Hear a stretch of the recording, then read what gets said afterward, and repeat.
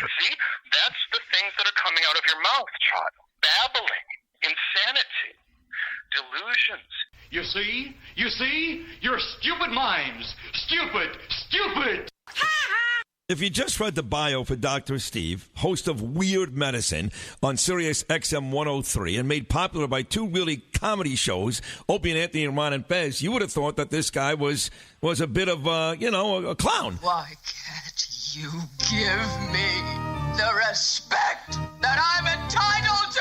I've got diphtheria crushing my esophagus. I've got Ebola virus dripping from my nose. I've got the leprosy of the heart valve, exacerbating my incredible woes. I want to take my brain out and blast it with the wave, an ultrasonic, echographic, and a pulsating shave. I want a magic pill for all my ailments, the health equivalent of Citizen Kane. And if I don't get it now in the tablet, I think I'm doomed and I'll have to go insane. I want a requiem for my disease, so I'm paging Dr. Steve. Dr. Steve! From the world-famous Cardiff Electric Network studios in beautiful downtown OJ City, it's Weird Medicine, the first and still only uncensored medical show in the history of broadcast radio, now a podcast. I'm Dr. Steve with my little pal, Dr. Scott, the traditional Chinese medicine provider, gives me street cred with the wacko alternative medicine assholes. Hello, Dr. Scott. Hey, Dr. Steve. And Lady Diagnosis. Hello, Lady Diagnosis. Hello, Dr. Steve. And my partner in all things, Tacey. Hello, Tacey. Hello. This is a show for people who never listen to a medical show on the radio or the internet. If you have a question you're embarrassed to take to your regular medical provider, if you can't find an answer anywhere else, give us a call. 347-766-4323. That's 347-POOHEAD. Follow us on Twid Medicine. Follow us on Twitter at Weird Medicine and at DrScottWM and at Lady Diagnosis. Visit our website at drsteve.com for podcast, medical news, and stuff you can buy. Most importantly, we are not your medical providers. Take everything you hear with a grain of salt. Don't act on anything you hear on this show without talking it over with your healthcare provider. All right, check out stuff.drsteve.com, stuff.drsteve.com, and it is gift-giving season, so go there and buy things for people as you will, but also check out the Roadie robotic tuner at ROADIE, roadie.drsteve.com, or you can just go to stuff.drsteve and scroll down. And they also sell the Roadie Coach, which is a device that will teach someone how to play the guitar or other instruments like that. I haven't checked. Scott, did you ever notice, do they have bass lessons on that thing? I haven't looked yet. I need to look at that. I might want to play with that, and then I can report back. Check out Dr. Scott's website at simplyherbals.net. That's simplyherbals.net. And patreon.com/weirdmedicine. That's patreon.com/weirdmedicine. This show goes up there immediately after we record it in its entirety with all the, warts and everything included, little HPV included there. And also any of our YouTube shorts, any of my appearances on Normal World, that kind of stuff all end up on that channel. So patreon.com/weirdmedicine. And I'm also really highly considering just dropping it down to one tier and making it unbelievably affordable, like $1.99 or something like that. Because we've got a $5 tier, a $10 tier, a $20 tier.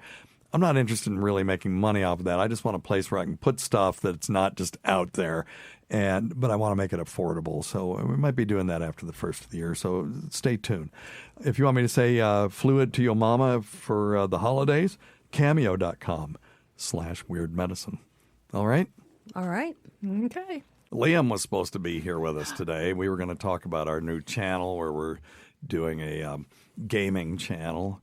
And, of course, he's still asleep. So, well, it is afternoon. That is correct. Yeah, it's not quite time to wake up yet. Oh, my God. But anyway, I remember being 21, and I could sleep till 2 in the afternoon. Easy. I never. You were up at 6 a.m. No. It's doing some kind of chemistry experiment. That's incorrect. Or rewiring some radio. It is double blind. Or making a rocket ship. I fight my nature every single day when I roll out of bed. Well, No. My normal status was to sleep and as late as I possibly could. But you're a night owl, right? Yeah, that too.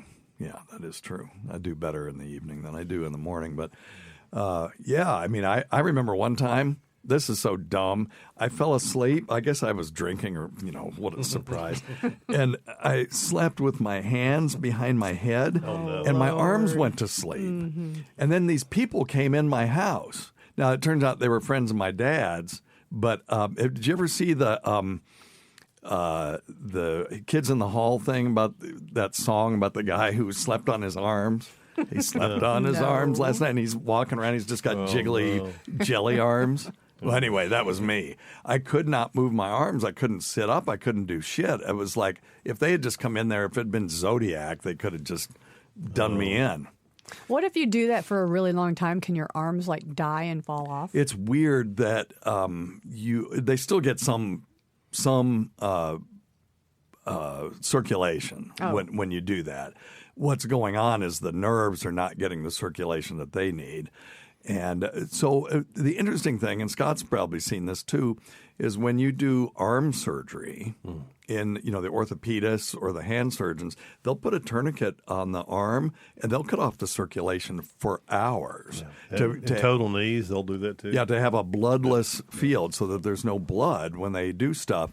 And people do just fine. It's crazy. Now they have it's sore as shit when they pull that tourniquet off. Oh yeah, and the anesthesia wears off. Oh yeah, that's what I tend to see the most pain with, are the tourniquets on the quads on the upper leg for total knees, and on the upper arm when they do an elbow or a usually it's an elbow surgery. Have you ever had your foot fall asleep in like the movie theater, and then it comes back to life, and all of a sudden it's just pins and needles, and if you just touch it, it shoots up into your brain. Oh yeah, that's called hyperalgesia.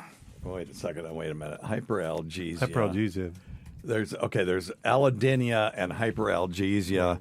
Okay, let me see. Hyperalgesia we'll get a lot of times if people have taken a lot of narcotics. It changes their pain threshold. Well, right. But it's a hallmark of sensitivity, acute of neuropathic nerve damage and neuropathic pain.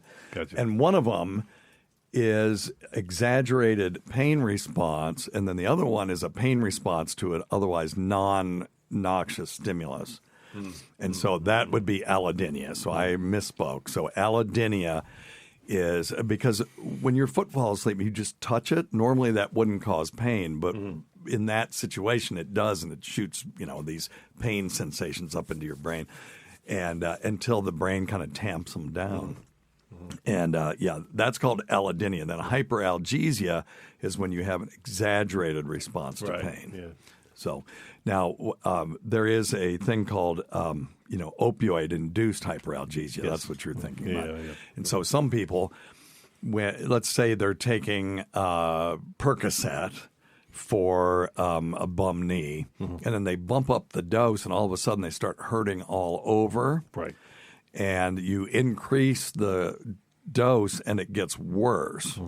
That's actually where the opioid is inducing pain. And it's crazy because even just the slightest touch on some of those people, I mean, they'll like scream like, "Oh God, why are you hitting me or touching me so hard?" And it's just a bizarre thing. So and then having that's always good for your staff to hear outside the door. Well, and then the Dr. Scott, why are you touching me? Hitting me like that? And then the crappy part of the discussion is trying to explain to them why they're going to have to come off of the opiates because, but that's what they give me for pain. Right. Yeah, it's what's making you worse. Yeah.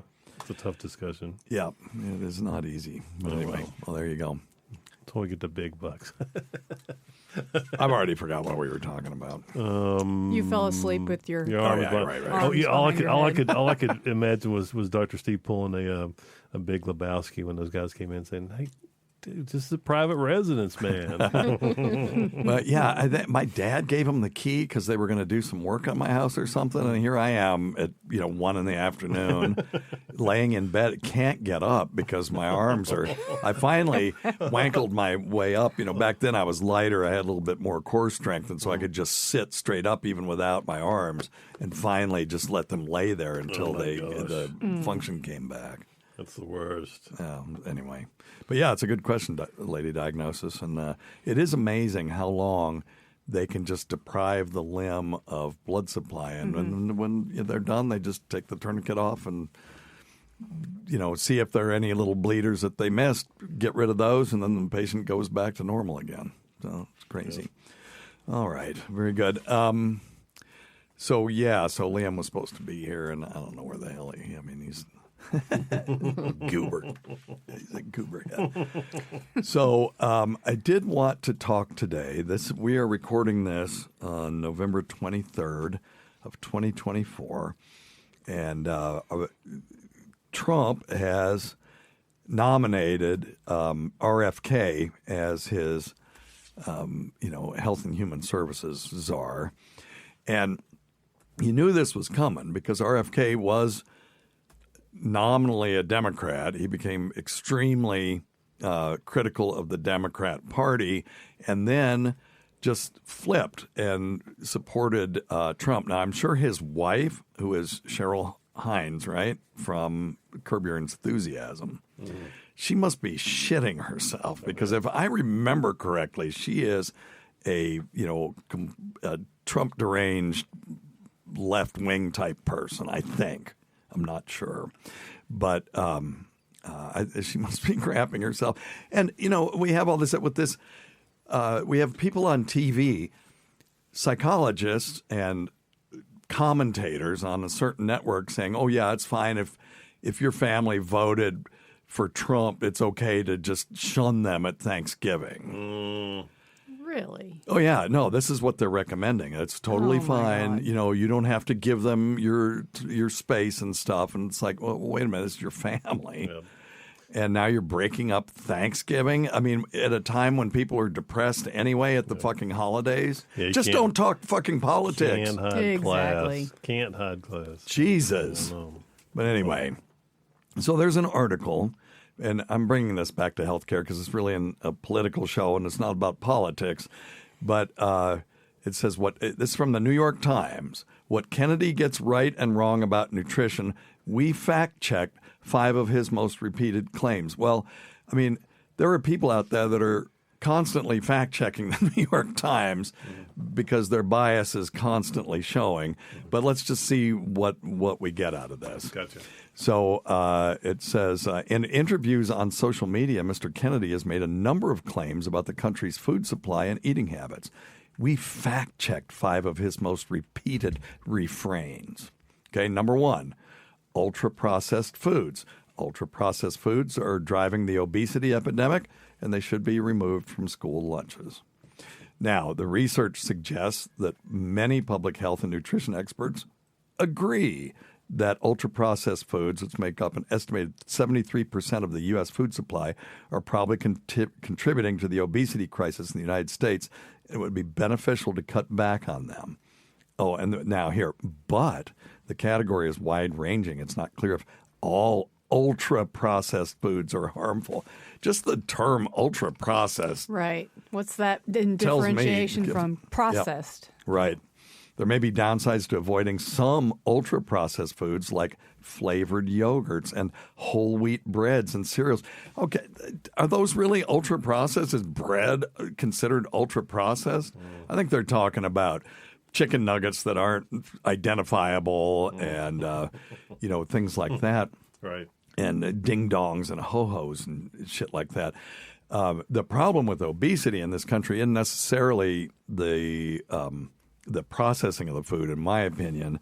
It's the USDA making this food pyramid bullshit in the 60s to sell more U.S. grain. That's why they did that. So they had this pyramid where at the top was sugar and then there was protein. Now at the bottom, the biggest part was grains.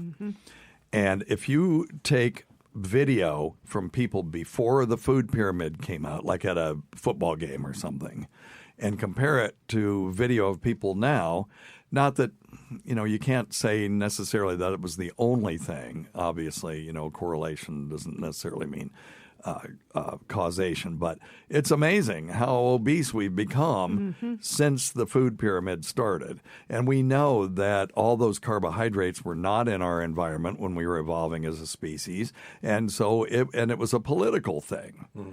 And there were all these nutritionists and politician types who were saying that a low-carb diet is unhealthy, when in fact we know that we can cure diabetes with the low-carb diet if done, type 2 diabetes, and you can actually improve people's cardiovascular risk if it's done properly. So if it's more in that sort of paleo type thing where it's lean animal protein, which is what our ancestors had, and green leafy vegetables, and then some grains and some carbs. But when did our ancestors have grains? When the grains were done, forming, which was it was at the late summer. Yep. And then the rest of the time they didn't have it. And if they were hunter-gatherers, they weren't storing it. So they had, and then they would have berries and stuff sometimes, or if there was a fruit on a tree or something, they could eat that. But that was always just very short-lived period of time. And their bodies were so attuned to storing the carbs that they had that now we are so efficient at it that when we have carbs unlimited in our environment, we consume them, we crave them, because of evolutionarily speaking, that provided us with energy when we had it. And we store it so efficiently that we just become a bunch of fatsos, So now a lot of these quote unquote ultra processed foods have a lot of carbohydrates in them too. So now this is somebody from my alma mater, UNC Gilling School of Global Public Health, said it'd be transformative to remove ultra processed foods from school lunches. But they would need more resources to prepare meals from scratch. No shit. This business of buying food from these services and just, slopping it out there. I mean, hospitals are doing it and schools are doing it. When I was in Vermont, they had a school that actually had a chef, and he went out every day and went to the market and bought stuff and made things. And it was really cool. Like if they were studying Eastern Europe in one of the classes, he would make like Polish food or something, or like Polish kielbasa and kolachkis and stuff like that, and say, you could do all kinds of interesting things like that if they're not pre-programmed by some food service just bringing them shit, the same thing every Monday and the same thing every day of the week. Yep. It is more work, and it probably is more expensive. Well, it is more expensive, but what's it worth to us to feed our children properly? School food you just can't eat it. It's disgusting. Yeah. Well, it is here. Now, it may not be everywhere, but yeah, I know that we always, for the first, 6-7 years of them going to school, we packed their lunch every day. And then they started wanting to, they were in high school, eat with their friends and eat what their friends ate. They loved spinach until they went to school. And then, all their friends said spinach is yucky. And so now all of a sudden they think spinach is yucky. Peer pressure. Well, yes. Tace and I went to the same high school, and I know that for our lunches it was pizza and fries about every day. Yeah. That well, see, fries is a pizza. vegetable. Yeah. Oh, I know. And the ketchup was a vegetable too, thankfully. Yeah. We had plenty of you had ketchup. two vegetables. Yeah, that was good stuff. All right. Now, here's another one. Food dyes. His claim, food dyes cause cancer, ADHD in children. Now, there are some clinical trials that suggest that synthetic food dyes may increase hyperactivity in children. There's no real evidence that they directly cause ADHD, but if they increase it, why would we expose them to that? Now, my understanding is if you go to Europe and you have Fruit Loops, in this country they use red dye number 40 or something like that. They banned red dye number 3 in this country. Okay. So we know that some of those dyes were, at least determined to be bad enough that even in the United States we got rid of them.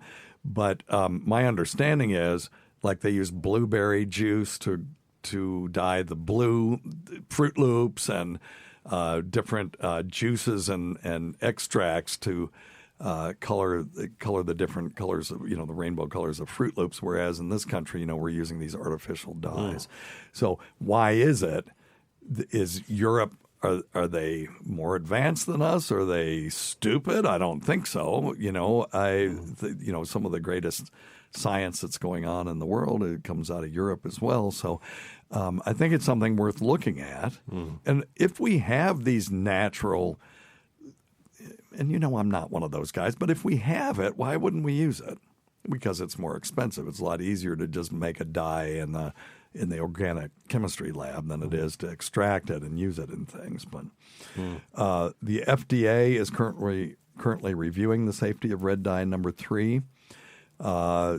They banned it in 1990 in cosmetics after research in animals linked it to cancer.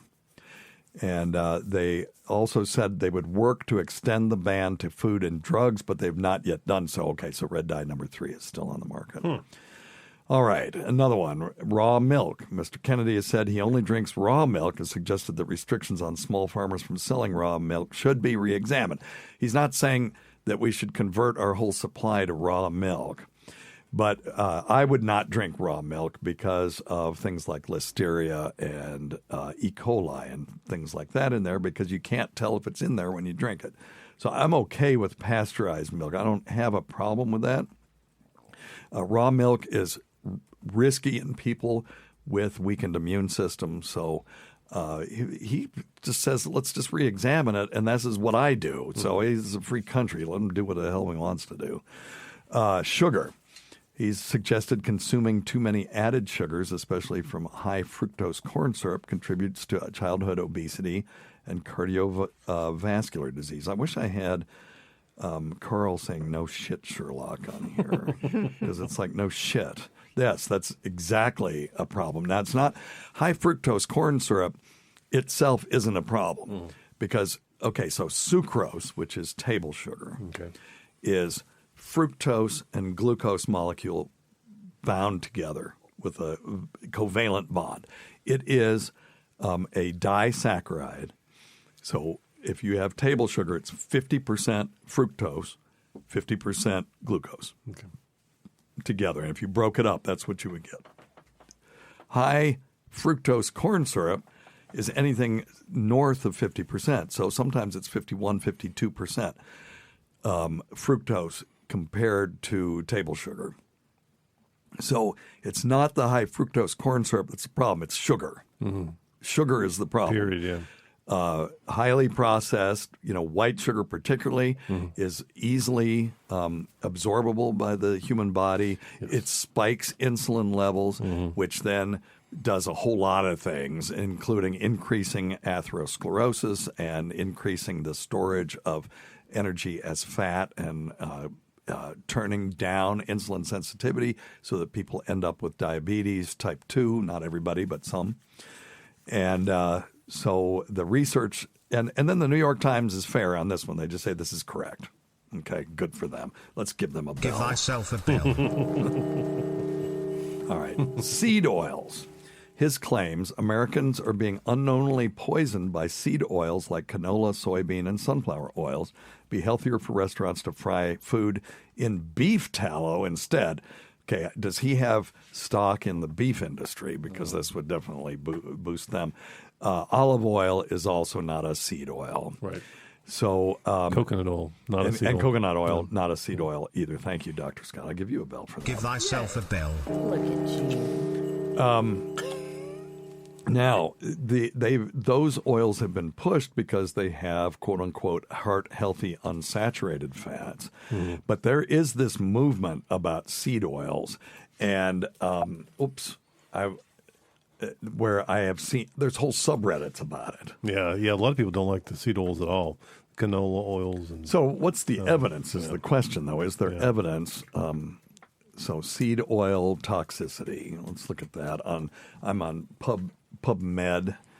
Oh, I ain't going to no government website. Everybody's too. Yeah, it's just a repository of medical literatures. So, let me see here. Avocado seed is a sort of, let me see. Safety assessment of oil extracted from lacquer.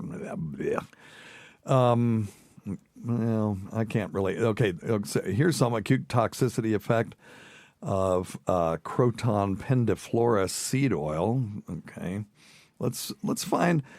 can somebody, one of you guys, while I'm sitting here struggling, swimming upstream, look at canola oil toxicity. We're just watching. Let's just look at canola oil toxicity. and see if you can see. Did you guys know there are butterflies that drink blood? Or that there's a species of beetle that can shoot boiling liquid out of its butt. Or that blue whales are so big you can swim through their arteries? But there's a species of bat that's so small that it weighs less than a penny. My name's Maya. And my name's Connor. And we are the co-hosts of World's Wildest Podcast. If you guys love nature and you love learning about how crazy it is, Connor and I have over 30 years of experience in wildlife conservation, and we're here to tell you all about them. World's Wildest will take you on a journey to meet Earth's most extreme creatures, from the world's strongest to our world's smelliest. Make sure to subscribe for new episodes every Thursday wherever you get your podcasts. Anything. I should have, it just struck me that I should have done some, or canola oil cardiac risk or something like that.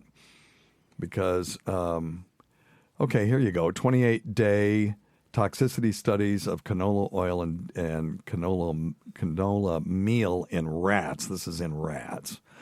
It says 13-week toxicity study was subsequently conducted. No adverse effects were noted in clinical observations. These studies support the food and feed safety of canola oil. So I'm not sure where this is coming from. I know that there are, Vinnie Tortorich talked to us about seed oils. Maybe we should have him back on just to talk about this one thing, because I know he is not a fan of seed oils. And he doesn't like seeds anyway. He's got the no seeds, no sugar, no seeds, or whatever the shit he's got. He doesn't know what he's missing. Now, here we go. Rapeseed, which is canola oil. It's also called rapeseed, by the way. Aggravates metabolic syndrome-like conditions in male but not female stroke-prone spontaneously hypertensive rats. So it's a rat model. Here we go. Canola oil influence on azoxymethane-induced colon carcinogenesis. Dietary soybean oil, canola oil, and partially hydrogenated soybean oil affect testicular tissue and steroid hormone levels differently in the miniature pig. Now, I know that was one of the things that I believe Vinny was talking about. So we'll look into this. I want to actually do a deep dive on seed oils and see, because, listen, this guy has had a bunch of lawsuits that he has pursued, and he's won a shitload of them when looking at things like this. So to a lot of people, he sounds like a lunatic, but that's just because we become inured in this idea that, certain things are true, and he's just an iconoclast. So I think that's okay. He's got, and as Health and Human Services Director, he can't just go, okay, vaccines are illegal. He's not anti-vax. He was, from what I hear him saying, is that he was concerned about the mRNA vaccine because there were harms being done. I mean, we're very aware of myocarditis in young men from the vaccine. He just was saying it hasn't been FDA approved. Let's not mandate it. And I'm not 100% sure he went beyond that, but we'll do a deep dive on that too. I just saw this article today so I could be better prepared to talk about it. But I'm okay having an iconoclast in HHS. We need to do something. The health in this country is not where it needs to be, and our diet is not where it needs to be. Right. But I also don't want to do like Bloomberg was trying to do and saying, well, you could only buy a certain size soda and all that stuff. Right. We need to change how we educate people on eating, let them make their own choices, but have stuff more available that, if we tell people you shouldn't be eating red dye number 3 for whatever reason, then we need to have fucking alternatives to but it. then they put it in medicines and yes, right. Is it not toxic in a medicine? But we can't eat it. That makes no sense. Well, it may. Listen, they've done stupider shit than that before with our medicine. But why do we have to be entertained with our medicine? I don't need it to taste like grapes, and I don't need it to be a pleasing color. Right. Just make it the color it is. Yep. We've gotten used to everything having to. We Americans spend orders of magnitude more than everybody else in the world on just things to make their houses smell better. Mm-hmm. It's like just clean it better. Yep. Yeah. Put your dirty underwear in a laundry basket, for God's sake. It's like, the fish study where people who ate a lot of fish had fewer heart attacks. So we just took a bunch of fish and put it in a vat and render them down to essential oil and then take the pill instead of just eating the fish. Mm-hmm. So our houses smell bad because we have too many cats. and, or whatever. And like Dr. Scott said, they're not, cleaning their underwear properly. And so we buy all these air fresheners. I'm tired of, when I call someplace, particularly the pharmacies, and Tacey, you've experienced this too. Like, for example, CVS, at least around here, has the most depressing piano music. It's all in a minor key, and then it just gets ready to crescendo and resolve to the tonic. And then the voice comes in and says, the pharmacist is helping other customers. Your call is very important to us. And then it starts over at the beginning again. And it's like, oh my God, I want to jump off a cliff. And I don't have to be entertained every minute of every day. You can just have 2 beeps that go every 10 seconds just so I know that you didn't hang up on me. It's totally fine. Now, our ear, nose, and throat doctor has an old school, like a music box. It must have gotten it back and it has this really electronic tinny music, and it's awful. Oh no! Do do do do do do do do. And I just, every time they pick up, I say, "You've got to do something about that." But that would cost money. I just want to slam the phone down. It's so bad. But but the truth is that every single thing that the kids put in their mouths and adults, not everything should taste like sugar. You're right. It's like I said, your cereal should not taste like your protein bar. That shouldn't taste like your glass of tea. Right. That shouldn't taste like your coffee. Not everything has everything's to got have sugar in right. it. Right. It's like, God, just to start there. That was one of Vinny's thing is that, these protein bars, they're just candy bars. If you look at what's actually in them and how many calories and how many carbohydrates and compare that to a Snickers, it's about the same. Yeah. Much rather have a Snickers. Yeah, I know. Yeah, just putting sugar in everything. So I drive to this place in the mountains, to a little hospital up in the mountains in Virginia, and I stop at this Zoomer market or whatever, Roadrunner, whatever it is. And I wanted to get tea because, I like iced tea, but I only like unsweetened tea. Yeah, which, if you go up north, by the way. Which up north, we just call that tea. They just call it tea. That's right. I discovered that when I went up there, and I was in Michigan, and I ordered unsweet tea, and they said, well, honey, that's all we've got. Yeah. So apparently, if you want sweet tea, you have to put sugar in it. But here in the South, they take sugar and water and they concentrate it and they boil it down to a thing called simple syrup, and they just dump it in there. And so at this place, they don't have any unsweet tea. What they have is sweet tea and extra sweet tea. Oh, God. Oh, God. And that is one of the things, if I put that in my mouth, it's not being swallowed. I say I have to spit it out. I'm with you there. It's so cloyingly sweet. You don't drink sweet tea. You almost have to chew it. It's so thick. Yeah, it's disgusting. It's awful. But yeah, so Scott's right. Everything's got sugar in it. Yeah. And even the unsweetened things. Like, what do you mean? Like they'll say unsweet milk, and you'll look at the flavored almond milks. Oh yeah, and it's still got sugar in it. Yes. I'm like, well, why even put unsweet on there? Right, because I didn't add as much sugar. As much, I guess. Yes. And you can put 0 calories on something as long as each unit is less than 3 calories, something like that. Does anybody know the answer on that one? But I don't. So like Tic Tacs, you could eat 100 of them, you'd be getting 300 calories, but you'd think you're getting 0 calories. So there's all kinds of tricky little things that now those sorts of loopholes we can also exploit. For example, if you extract hemp to make CBD oil, the states, particularly let's just use Tennessee as an example, they want to be able to allow people to sell CBD that's extracted from the hemp plant, but they know that you can't extract it without getting a little bit of THC in there. So they will allow 0.3% THC in those products as long as it's extracted from hemp. So the law is, as long as each dose or whatever that you have has 0.3% THC in it, it's legal. Well, it doesn't say it has to have CBD in it. That's the thing, right? So what some enterprising geniuses did is they ran this oil through like a liquid chromatography system or something and separated out the CBD from the THC. And now if you put 10 milligrams of pure THC in a gummy bear that is 3 grams, which is a normal sized gummy bear, that's 0.3%. And now it's legal. So it's a loophole. Better living through chemistry. Yeah. Yes. Never underestimate the ingenuity of people wanting to get high. It's the truth, isn't it? Keep a geek in your back pocket. Yeah. I love it. Yeah. I love it. So anyway, I think that's brilliant. I love that. Anyway, so sometimes that loophole can work in a benefit. Funny.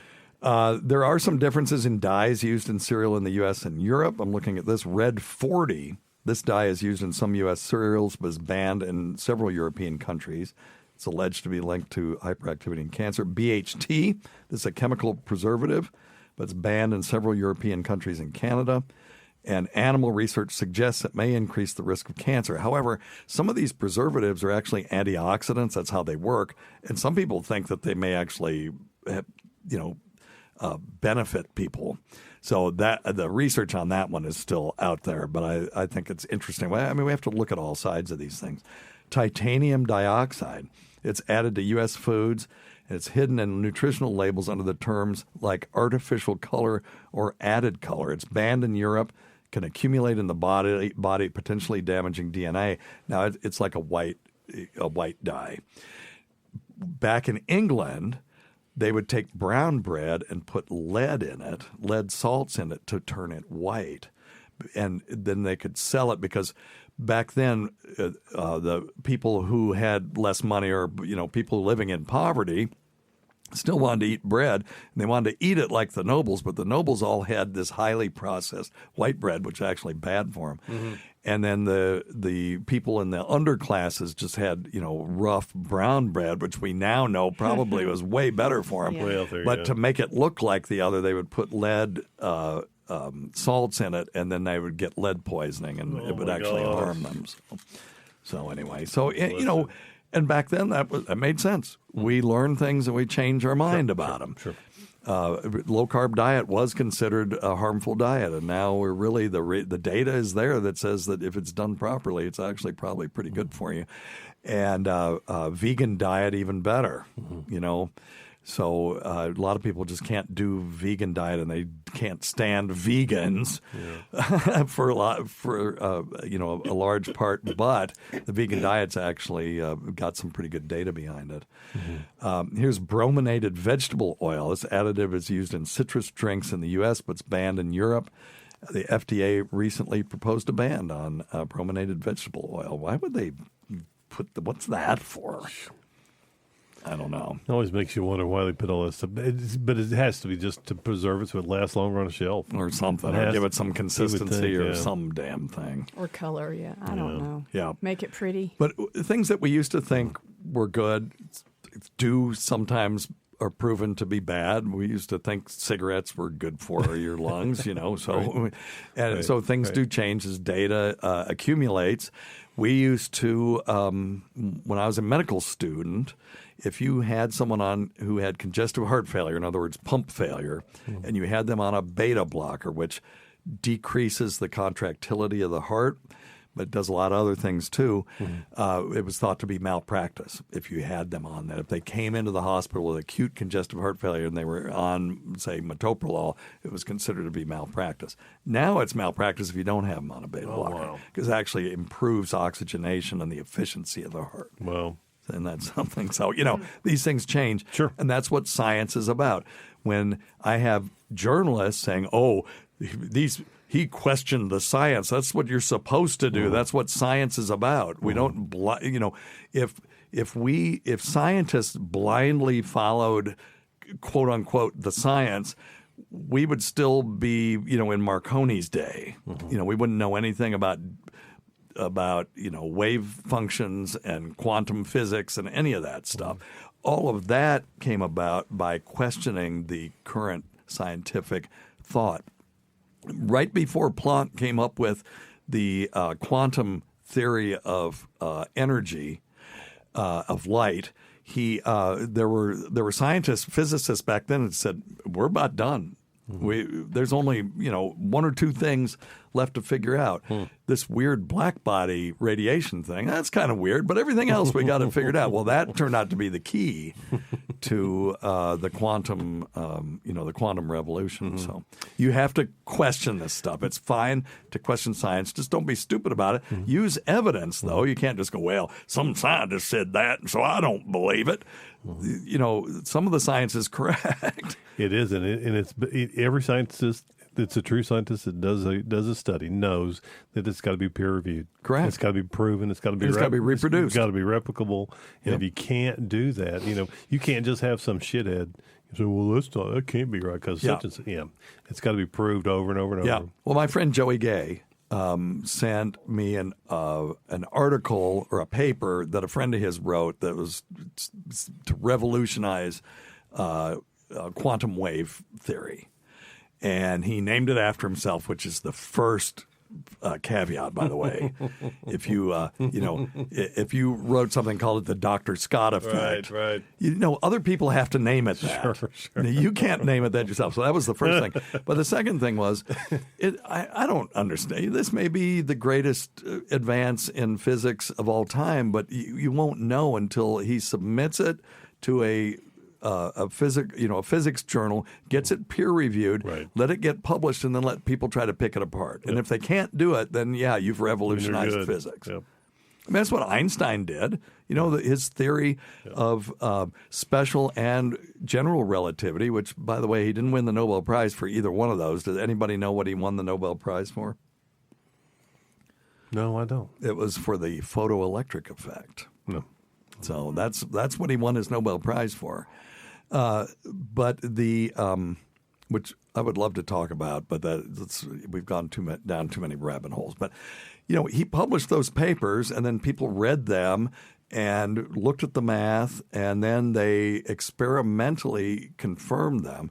Einstein did this all in his head, but Eddington went into a solar eclipse and took pictures of a star before and after the eclipse where it was grazing. They knew this star was going to be right grazing the corona, so it was close enough to the sun to show an effect. And there was a displacement of that star that perfectly matched the prediction that Einstein's theory put forth about curvature of space and time around the sun. So, and Eddington sent him a telegram just going, yeah, bro, you're right on the money. So, but that's how science is done. And we're still questioning Einstein. They're experiment after experiment after experiment looking to see if they can tease out a little tiny effect that would lead to new physics that would show that Einstein's theory was incomplete. And they still haven't been able to do it. Yeah, it's crazy. It's not reconcilable with quantum physics, which is weird. That you've got this theory of big things and this theory of teeny tiny things, and they do not meet. There's no way that you can reconcile them with the mathematics that we have right now. But it's every time they've looked at it, they even looked at the cosmic background radiation, and it conformed to, there were certain parameters that conformed to what Einstein's theory predicted, and Einstein wasn't even thinking of that. He was just trying to figure out how the moon goes around the Earth and why Mercury's orbit doesn't quite conform to what we think it would using Keplerian math, and just what gravity was. He was just doing it in his head. Oh, jeez. If you're in an elevator in space and you're accelerating at 10 meters per second, you can't tell the difference between that and being on Earth. You can't. If there were no windows, you would never be able to tell. There's no experiment that you could do that would say, okay, I'm not on a planet. I'm actually in an elevator in the middle of space. And because of that, if you have a hole in the elevator and a beam of light comes in, because you're accelerating, the beam is going to hit the other side of the elevator slightly lower because the elevator is going to have moved in the time that beam entered the elevator until the time it hit the back wall. So he said, well, okay, so that means light curves in the presence of a gravitational field. And shit if he wasn't right.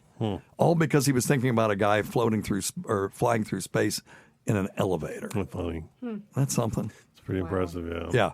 All the experiments done in his head. Anyway. All right. Oh my God. So yeah, science changes. It's okay to question science, but you can't just say it's bullshit and not have a reason for saying that. Right. You know, when people came to me about the mRNA vaccine for the coronavirus, I said, you know, if you come to me saying I'm concerned about the cat studies that showed autoimmune enhancement when they were exposed to this vaccine, so that the next time they were exposed to a coronavirus, they actually died, that would be a valid argument to me to say, hey, I'm a little concerned about taking this. Maybe I'm going to hold off. And but just to say, well, it's, you know, and just to make up things, that's a whole nother thing. So there were some really good arguments, and then there were some that were just, you know, made up out of whole cloth for, I think, probably for political reasons on both sides. You know, Stephen Colbert can kiss my ass with just his blind, you know, adherence to sort of the party line on that. But anyway, all right. So enough of that. You guys have anything? I have a question. Yep. So I was flying, and this lady in front of me was trying to go through the what do you call it, where they test you for metal, I guess. Oh, yeah. Right. And it went off. Okay. So they pulled Metal her to the detector. side, Yeah. and they wanded her, and it kept going off. This woman had on a Lululemon tight. You could see did it have her copper? breathing. Yeah. No. Oh. She had taken a probiotic. What? And they asked her finally, they're like, we cannot figure out what's setting it off. And they asked her, they said, have you taken it? She says, well, yes. They said, that's what it is. It sets off the alarm. Have you heard that? Or was there anything that would make that true? I'm looking it up. That's Okay. crazy. Isn't it? Probiotic bacteria can be used to detect heavy metals. No. Let's see. Metal detectors in food and nutraceutical production. Let's do TSA probiotic and see. I've never heard that. Yeah, they kept her aside, and she was right in front, and they pulled me also, so I was standing there with her, and I looked at her, I said, yeah, what are you hiding in that tight outfit? And she just laughed. She goes, right? And then and they finally just said, oh, well, then go ahead and go through when they figured out she had taken that probiotic. Yeah. And they kept TSA spitting it screening off. and medication. I'm going to do a little bit broader search and see. Nope. Wow, isn't that something?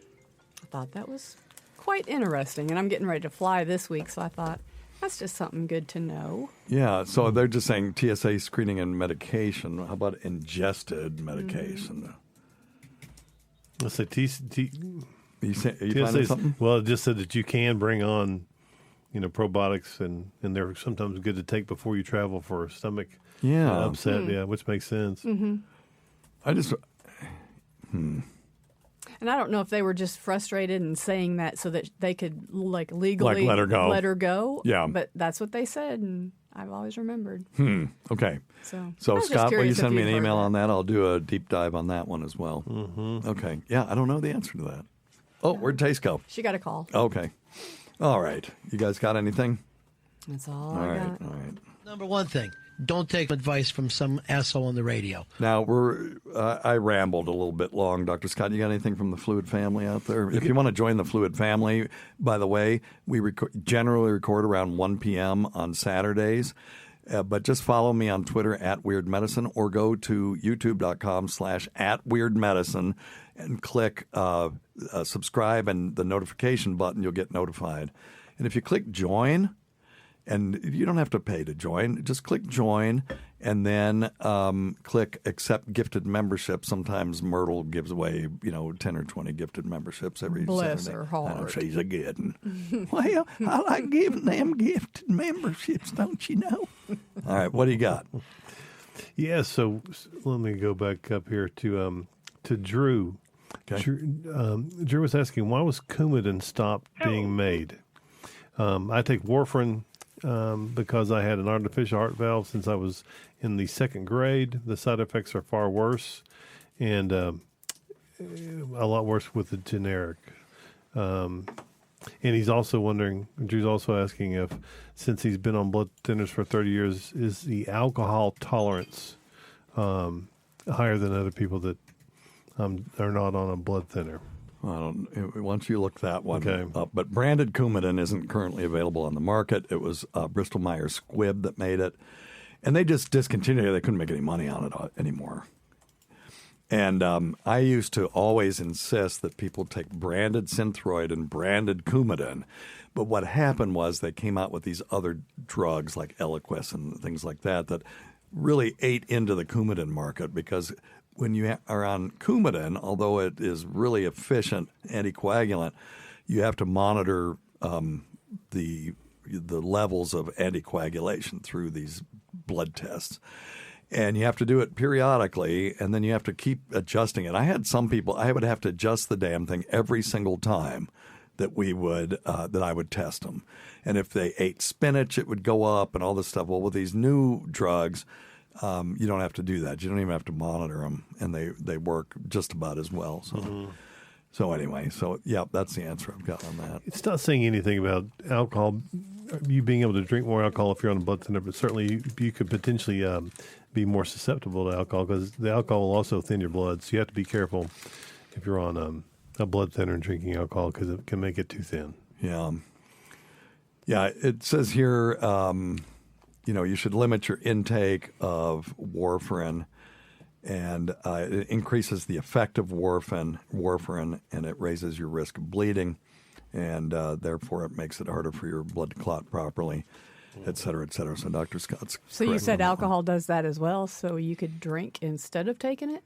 No. A little different mechanism. Is it? Okay. Yeah, and it's not, it's really that the alcohol is increasing the effect of the warfarin. Ultimately, it's a drug-drug interaction more than anything else. That's the way I understand it anyway. Okay. All right. What else? That's all from the fluid family right now. Okay. I thought I saw another question on there that somebody asked, and I said, we need to ask this question, Dr. Scott. Well, I'll go back up early on. I'll go back up top. Oh, okay. Oh, here we go. It's Chris Mack. He said, hey, Dr. Steve, I double-checked that thing from last week, and I saw they definitely recommend giving newborns hepatitis vaccine. So if you remember, it's been a long time since I delivered a baby, and I wasn't aware of this because I'm an idiot, and I don't do peds anymore. So I hope I didn't definitively say that. I hope I said I don't know. But it is true, and I've confirmed this as well, Chris Mack, and thanks for bringing it up, that the CDC recommends all infants now receive the hepatitis B vaccine within 24 hours of birth. And if you remember, we were talking, we know that they give vitamin K, but I wasn't so sure about that. Now, it's usually given in a series of 2 to 4 shots, with the final dose administered between 6 to 18 months of age. And 95% of infants develop immunity after receiving the full series. This will prevent certain cancers, hepatocellular cancer, from people that have chronic hepatitis B. So, Tacey, you got anything for us today? No. You're being awfully chatty. So no. Okay? Shut up, Tacey. I know. I haven't given anybody a chance to talk. I've been running my stupid mouth. But all right. It is your show. Yeah. So thank you, Chris Mack, for pointing that out and for allowing me to correct the record on that one. All right. Hello, Fluid family. Hey. Hope everybody's doing okay today there in the studio. Doing all right. Thanks, buddy. Silly ass question here, but is it possible for your fingernails to build up or to have a memory? And what I mean is, like my thumbnails. Yeah. I don't care what I do to them. I don't care how close I cut it to the quick or I cut the sides of it. The center of my fingernails, right down the very center, is eventually going to split. Yeah. And that just has to grow back out, and then 3 or 4 months later, it's going to split, and it's a painful split. And they have done this for probably 20 years. Yeah. You would think that if you cut that section out. Well, you could remove the nail if it really bothers you that much. But, split nails can be caused mostly by trauma. But there are other things that can do it as well, just physical stress. But those are people that mess with their nails. They can't stop messing with them.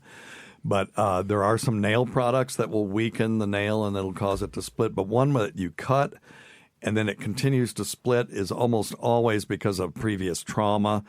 And there actually is a trick that you could try is by putting a Lee press-on nail to make that nail bed conform back to being sort of, a curve like that. And that may allow the nail to grow out normally again. All right. They can fix that at the nail salon. What can they do?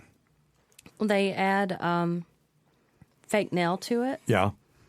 And sand it down, and then when it grows, it grows back normally. Yeah, it stops. I had a toe that was doing that. Oh, yeah? Mm-hmm. Okay. I had a case where somebody came in and they were using a table saw, and they weren't protecting themselves properly, and when they ran the thing up there, they cut their thumb in half. Oh, and it went down not quite to the bone. So when I say in half, it was just the tip, but it went down pretty far. I mean, the bone is embedded deep in there. It's deeper than you think. And so there was a bunch of meat and a nail bed that was split in two, and a nail that was split in two. And then you had the meat of it was split in two, too. So it was just forked at the end. Mm-hmm.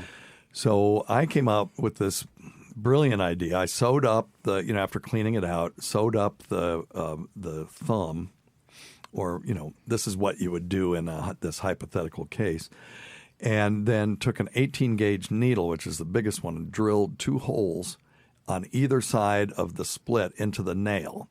And I took a suture and ran it from the one nail to the other, and then tied it to bring the whole thing together, the nail bed and the meat, which I'd already sewed up, together. And then after it healed up enough so that it would stay, I put a Lee press-on nail on there, or I would, and like I say in this hypothetical case. Mm-hmm.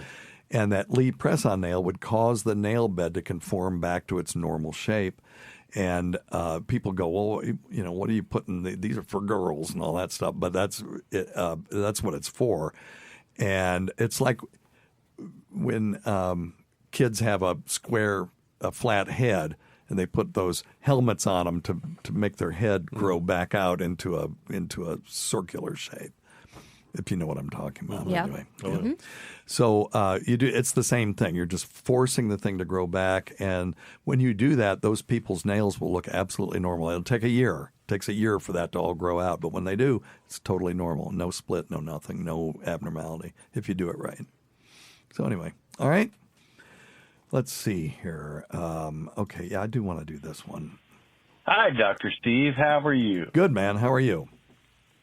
I assume everyone else is doing well as well. They're delightful. I was just listening to an episode where you were talking about basically ambient light when you're sleeping. Yep. Well, we were talking about artificial lights in the room, LED. that things that increase. He's right. The ambient light in the room, light from your chargers or your alarm clock or your television. Correct. And you said that it's best to sleep in pitch black. And I just feel like Dr. Scott there is giving you a little influence because... Dr. who? Scott. Oh, Dr. Scott. Oh, okay. Our ancestors slept under a sky full of lights. Okay, correct. And I like to talk about how our ancestors... environment affects our environment. So let's take this further. The stars were much more visible. Right. They're also not nearly as bright as an LED, but let's go. I don't think that we're meant to sleep in pitch black, and I don't think that these small lights really affect our sleep as much as people like to say they do. I hear what you're saying. There is some data on this, but really what people are looking at is more of a hypothetical thing, that there is this night-day circadian rhythm, and the pineal gland is definitely involved in this sort of sleep-wake cycle, light-dark cycle. And we have these internal clocks that sort of govern our bodies. And what I'm talking about, more than just the LEDs, although that's something too, is people sleeping with their TV on or with their tablet on, and it's this bright light, and it's going through their eyeballs or their eyelids, which is going to their pineal gland. It's telling them it's daytime out. That's the problem. I think if your room is basically very dark and you've got, a red LED somewhere, that's not a big deal. The blue ones are more of a concern, but even then, just a little bit is not a big deal. It's people that are never getting full dark, that difference between the light and dark. And so, I have some studies here that we can look at. Here at 2022 sleep researchers at Northwestern University's Feinberg School of Medicine found exposure to even small amounts of ambient light during the night can harm cardiovascular function while sleeping and increase insulin resistance the next morning. The study demonstrated even a single night of exposure to moderate room lighting while asleep can impair glucose and cardiovascular regulation, which are risk factors for diabetes, heart disease, metabolic syndrome, and obesity. They looked at night shift workers who found a relationship between exposure to light at night and dysregulated glucose. We've seen this in the hospital when you have someone in the ICU and there's someone always visiting with them, very very conscientious family members will sit in the room with the patient and they'll take shifts, and the night shift person is sitting up reading or something, and the lights are never turned off in the room completely. And those people are more prone to delirium than people who get 8 hours of darkness in their room in the ICU. That's been demonstrated as well. So I don't disagree with him. We can't go too far with this. It doesn't have to be absolutely pitch black, but we are sleeping with too much ambient light, according to these studies. And if and obviously everybody's different too, if you're having a problem, try it and see if it helps. And have you ever tried the sleep goggle things that you put over your eyes? I know there are people that sleep with those. No, I haven't. Have you ever, either of you guys ever slept with them? I started wearing the, what do you call them, just the wraps around your head? Yeah. Yeah, because you told me this. Yeah. So I started using Do you think those. it makes a difference? I mean, that's an N of 1, but... I mean, it seems like I'm sleeping okay, but I was sleeping okay before. Yeah. So I don't know. Right. I want to, when I open my eyes, be able to see what the hell's around me. I think that would freak me out if I woke up and I opened my eyes and I couldn't see anything. I had to pull this thing off. I guess you get used to it. Well, you feel it, so you know it's there. I hear you saying that, but I don't feel my CPAP or my BiPAP all the time. I'll wake up and say, oh, my God, I must have taken my BiPAP off. And then I go up to scratch my nose, and there's a big, face mask there. Very sexy face mask, by the way. It's very attractive. But anyway. Yeah, so I think, yes, of course, like everything else, we can go too far. A lot of our ancestors slept in caves, but a lot of our ancestors did sleep with a fire going, but I think that's mostly red light as opposed to the sort of artificial white and blue light that we have now that is demonstrably different. And I think sleeping by a fire is probably good for you. But it's still light, but it's the embers particularly are more radiating in the infrared and the far red part of the visible spectrum. All right. Very interesting. All right. Let's see here. Let me do this one and then Dr. Steve! Oh, oh my God. Oh, okay. I think this is John Field. He's baked again. Hey, I got a question about testosterone. Can you tell me what kind of, I know you were talking recently about what testosterone you use now. You changed how you administer it. Yeah. Are you trying the cream or a pellet, or what are you trying? And your personal opinion, not your educated Correct. opinion. Yeah. I'm with you. Yeah, my personal opinion is I don't know what it's doing for me, to be honest with you. I know that when I took too much, it made me a pure son of a bitch. But I've never, since I started it, had the balls to just stop taking it altogether. So, I'm relatively young for my age, so I think something's helping, and I feel like the testosterone is probably helping in that regard. I do the gel. I put the gel on my chest and shoulder every morning, and I do 2 pumps. When I was doing 4 pumps, it was just too much. and I was very argumentative and prickly, more so than normal. I get it. I'll say it before you assholes have to say it. We would never say that. Never say that. I saw how you were looking at me. I knew it was coming. You're precious. Yeah, whatever. He's sweet. He's a sweetie pie. All right. He's a sweetie. Well, all right. Thanks to the... Oh, wait. Did we have any super chats or anything to talk about in there? That's good. That's fine. We don't require that at all. And it's appreciated when it comes, but we don't sit here and beg for super chats. That's not why we're here. But we appreciate everyone in the Fluid family for joining us. If you want to check them out again, go to youtube.com/@weirdmedicine. And usually 1 p.m. Eastern on Saturday, but we got to do it based on our schedule. So sometimes it's on Wednesday, sometimes it's earlier, sometimes it's later, sometimes we don't do it at all. So just click that notification button and we'll get back to you. And check out our Patreon too, because the live sort of behind the scenes video that we record while we're doing it goes up there the day, the minute after we finish recording. So they get that first. And then if I cut anything out, the regular YouTube channel will only have, clips and shorts and stuff like that. All right. Well, thanks always. Go to Dr. Scott. Thank you, Lady Diagnosis. Thank you, Tacey. Did a lot today. That's okay. That's, I don't know. I didn't get a lot of sleep last night, and I'm a little punchy, and so I'm just kind of very talkative. I probably said a bunch of stupid shit today. We weren't listening. Good. That's probably good. And like everybody else. Diane took a nap. Like everybody else. Thanks to everyone who's made this show happen over the years. It has and continues to be one of the most fun things that we get to do, and that I get to do anyway. Oh, yeah. Listen to our SiriusXM show on the Faction Talk channel, SiriusXM channel 103, Saturdays at 7 p.m. Eastern, Sunday at 6 p.m. Eastern, on demand, and other times at Jim McClure's pleasure. Many thanks to our listeners whose voicemail and topic ideas make this job very easy. Go to our website at drsteve.com for schedules, podcasts, and other crap. Until next time, check your stupid nuts for lumps. Quit smoking, get off your asses, get some exercise. We'll see you in 1 week for the next edition of Weird Medicine. Thanks, everybody. Thank you. Thanks. Thanks.